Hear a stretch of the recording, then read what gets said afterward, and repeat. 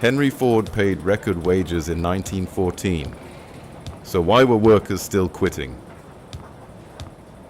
Here's how the assembly line nearly destroyed its creator. I'm Thomas, and you're watching Science Knows Better. Oh, and now you will too.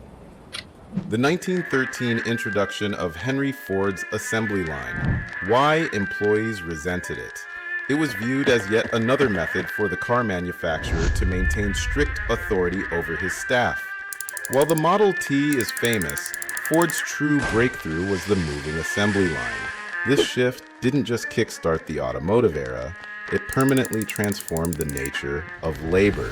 The system was fully put into practice on December 1st, 1913. Much like his other industrial strategies, many employees greeted the assembly line with hostility and doubt. Prior to 1913, Ford and his competitors constructed vehicles at stationary points. According to Tony Swan of Car and Driver, teams of laborers would complete a whole car in one spot.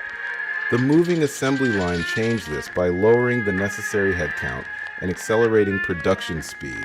It also allowed management to dictate the work tempo. While this was a triumph for the Ford Motor Company, the workforce was far from enthusiastic. Though it stands as his most significant technical achievement, the moving belt was, from a certain viewpoint, simply a new tool for Ford to enforce absolute discipline.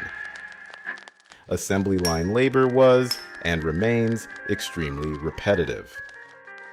Skilled artisans saw the line as a demeaning shift, and a prime example of the intense patriarchal dominance companies held over workers during the rise of mass production.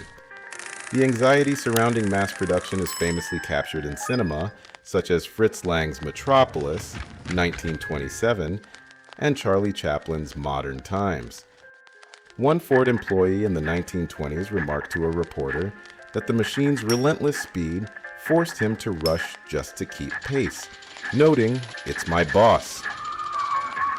In 1913, Swan notes that Ford had to recruit over 52,000 people to maintain a consistent staff of just 14,000.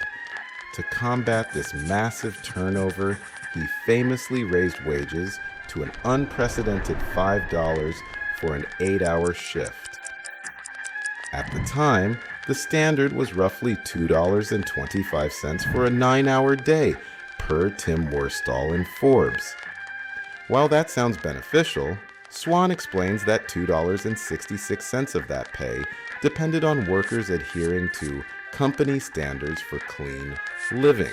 Ford's sociological department monitored every facet of employees' private lives, attempting to standardize the people just as he had standardized the parts.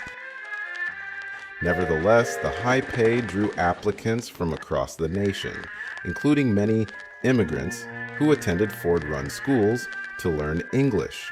Even though the sociological department was eventually disbanded, Ford's strategy of building a de-skilled industrial workforce defined the reality of 20th century employment.